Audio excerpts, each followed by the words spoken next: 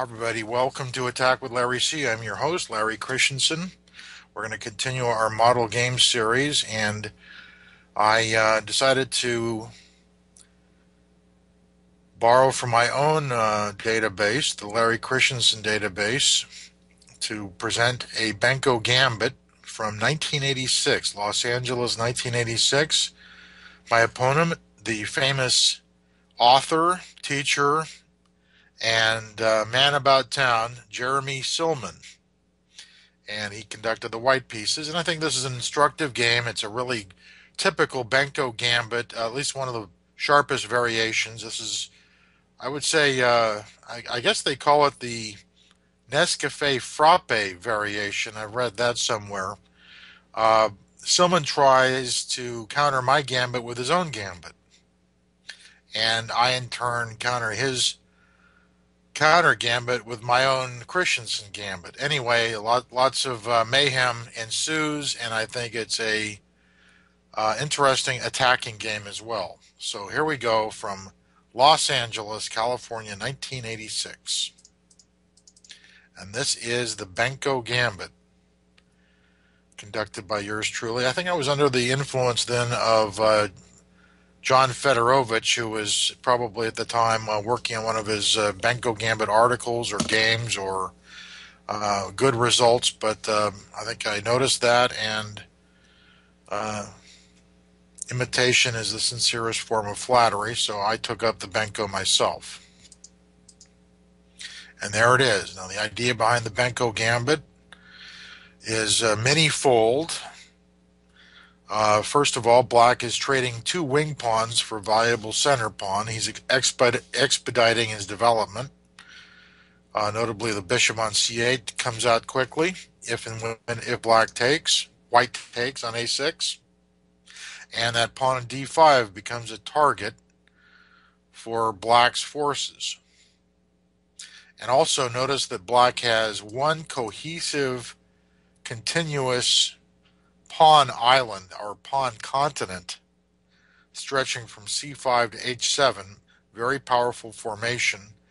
And strangely enough, in the Benko Gambit, the endgame is often black's favored area of the game. He's got many good endgame advantages quite frequently. In our game, Mr. Silman decides to play this Nescafe Frappe counter gambit, knight c3. Tricky, but ultimately second-rate compared to simply taking the pawn with something like b takes a6. Takes, and I knew something about this for the first 8-9 moves. Here's the counter gambit. He's going to offer up the e-pawn as bait to create tactical problems for black. Okay, now I play b4. He sends his knight to this seemingly out of the way outpost on b5, but suddenly I'm confronted with possible d5, d6 advances, together with some idea involving bishop f4 followed by e5 or d6. So my reply is pretty much forced here. d6. I have to stop d6. Now Silman develops actively with bishop f4. I should point out that bishop c4 is a more modern continuation that has been worked out to some degree. But back in the 80s, bishop f4 was the most popular choice. Now inviting black to play fall for knight takes e4 double question mark, queen e2. If the knight moves, oops, knight takes d6 check, leads to total devastation, or mate. Actually mate after king d7, queen b5 check, king c7, knight e8 double check, and mate. So that pawn is really untouchable, and queen e2, f5, f3 here in this position doesn't solve black's problems either. So I knew at this point the black's best move here, white really is threatening e4, e5, I should point out, is now to play g5, offering a gambit to first of all gain some development, much precious development, bishop g7 coming quickly, and also to distract the white bishop from this h2 b8 diagonal. Very important move, practically forced. Otherwise black gets a crummy game. g6, e5 would be less than favorable. But big advantage for white. So g5 correct is the correct continuation. Jeremy takes, I take on e4, that's the basic idea. Now I have a little initiative and some decent development, and I've traded a wing pawn for that very valuable center pawn. Now white plays bishop f4 and I play queen a5. That's basically designed to first of all put a little bit of pressure against the knight on b5 and also to play b3 check. Some people actually prefer this continuation, bishop g7, leading to queen e2, knight f6, knight takes d6 check, king f8, knight takes c8, queen takes c8, and here white has many possibilities. It's black's a pawn down, but he has a bit of a lead in development, two minor pieces out. This has been played quite a few times, I think with mixed success from black's point of view. I decided to play queen a5. I think that's a very strong alternative to bishop g7. Now that white does have to contend with this threat of b3 check, so now his next move, bishop c4, is designed to provide a flight square on f1 for the king to develop, to secure d5, and now to plan queen e2. Good move. It's the best move. Bishop g7. Now he's attacking my knight, putting the question to my strong knight on e4. Of course, if I move the knight away, then knight takes d6 check is quite powerful. Now with his white having his bishops out, that's quite unpleasant for black, so I now played b3 check. That's part of the plan to disturb white's king position, and of course to keep white occupied on the queen side. So where to go with the king? If white plays king d1 here, black can play f5, f3. Queen h5 check here is not consequential because black can answer with king d8 quite happily, or king f8, and suddenly white's king is under severe pressure, not to mention f2, b2, a2. That's Potzer sees a check, plays a check. But f3 is a little more difficult to answer, and there black should, in my opinion, now continue castles, sacrificing a piece for the sake of quick mobilization. F takes e4, F takes e4, hitting the bishop. And then if bishop d2, black can just simply retreat, queen b6, planning knight d7 to e5 with strong impact. That knight on b5 basically hanging out there, plus bishop takes b2 is in the cards as well. One possibility then would go a4, knight d7, heading for e5. That's a major threat. Queen takes e4, knight e5, bishop c3, bishop f5.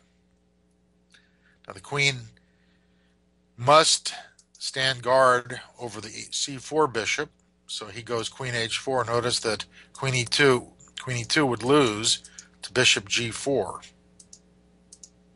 So he plays queen h4 here, and in this position black can continue bishop g6, knight e2, and then we might get bishop f6, attacking the queen, the guard over the bishop on c4, queen f4, bishop g7, queen h4 with a draw. As so often happens in ultra sharp positions, a draw is often reached. Seems like that happens all the time in the poison pawn Najdorf, for instance. And of course, there are many other possibilities after king d1, f5, f3 castles. Okay, anyway, it's worthy of investigation. Here, Jeremy played king f1.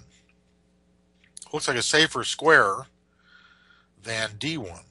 Okay, so I played f5, maintaining my knight for the time being.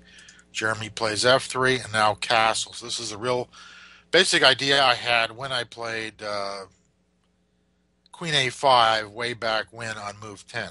I could pretty much envision this position. Now, this is a calculated risk.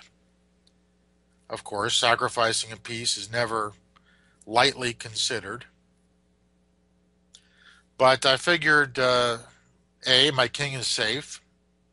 B, his king is not safe, and he'll experience an initiative from black. Plus, I have many options on how to proceed. It looked promising. He takes. I take back g3. Okay, now to how to go from here. So pawn takes a2 comes to mind, but then white will simply play rook takes a2, and I'm pretty much forced to playing queen takes a2 anyway. And I could also focus on development with knight d7 and tending knight e5, and that certainly has its points as well. But that does allow white to bring his king to some relative safety on g2. And then play might continue. Knight b6 is important to get rid of this bishop. Bishop takes b3, and now c4 gives black good play for the material sacrificed. For instance, here bishop takes c4, knight takes c4, queen takes c4, bishop a6, a4, bishop takes b5, queen takes e4. And here white is 2 pawns up, but his king is somewhat open. His pawns are weak. I would say black has ample compensation. Lots of room for analysis there. But I chose instead queen takes a2. Okay, he's got to take that. Rook takes a2. Rook d1 would, refusing the offer, would be met by the powerful rook a4. Nice rook lift. And white has all sorts of problems getting his forces out. Black intends bishop a6, knight d7. It's black's position gels perfectly. White's is a disorganized mess. So Jeremy took the queen with his rook. I take. He must take on a2 with a bishop, and rook takes a2. So here, black has only a rook for a queen, but I have lots of threats. White has problems dealing with bishop a6. Rook takes b2 is also coming into consideration here. He cannot easily bring his king to safety on g2. All those factors told me that black had sufficient compensation for the material, and my judgment was borne out. White really has only one move here. He's got to meet this horrendous threat of bishop a6. If he plays queen takes a4 here, e4 rather, then bishop a6 gives black excellent comp for the material sacrifice. King h8, queen takes a7, bishop takes b5 check, king g2, rook takes b2 check. Black's doing quite nicely. So Jeremy made the principled decision here to play knight c7 to eliminate those possibilities. I now played bishop f5. Here black, by the way, could basically essentially force a draw with rook a7. Now, if white plays queen takes e4, rook takes c7, black has more than adequate compensation here for tiny material deficit. D5 pawn's very weak. Black's rooks are very active. This is weak. B2 is weak. White's king's weak. Black has the very powerful bishop pair. All those factors indicate more than adequate compensation. So I would say a better choice here after rook a7 would be to then to play knight b5, and then black can just simply repeat moves, rook a2.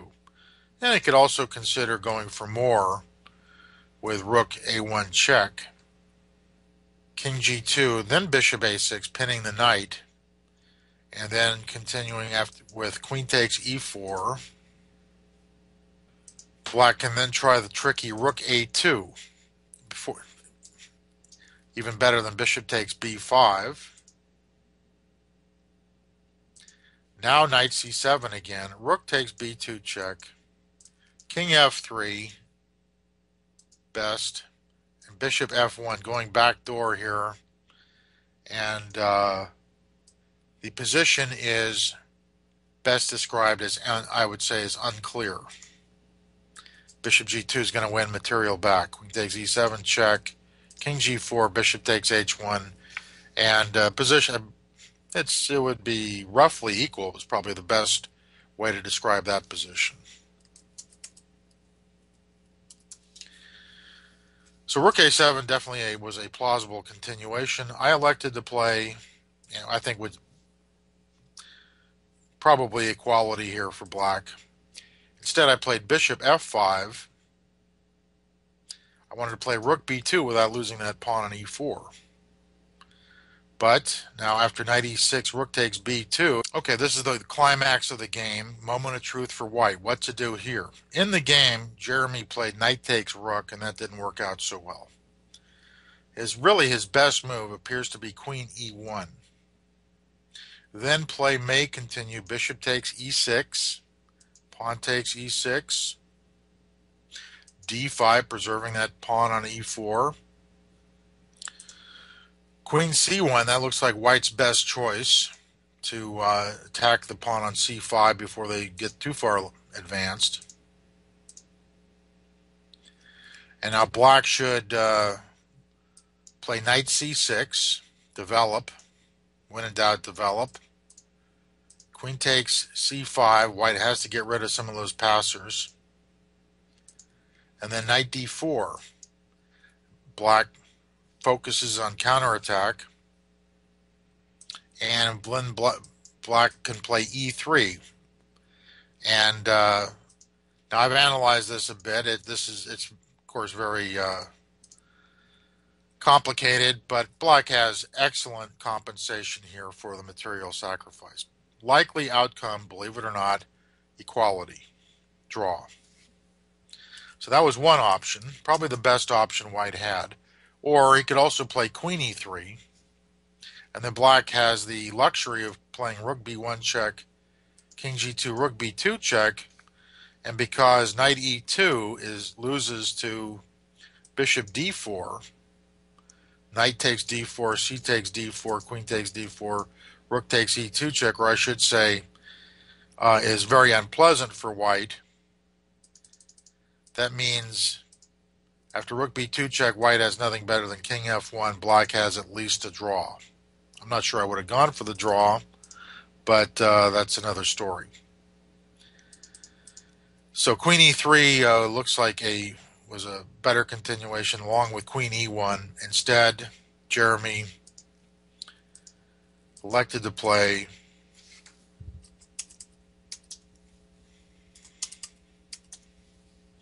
knight takes f8, fatal misjudgment of the resulting situation. His pawn on d5 is simply too weak.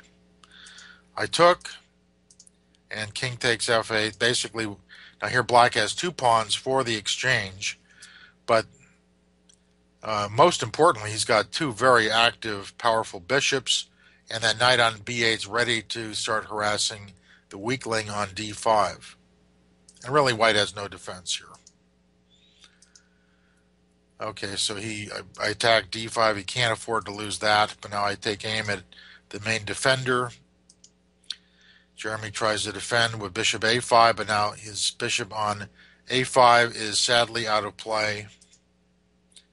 Notice I did not play bishop d2, which would lose to king e2, followed by rook f1. That would be embarrassing.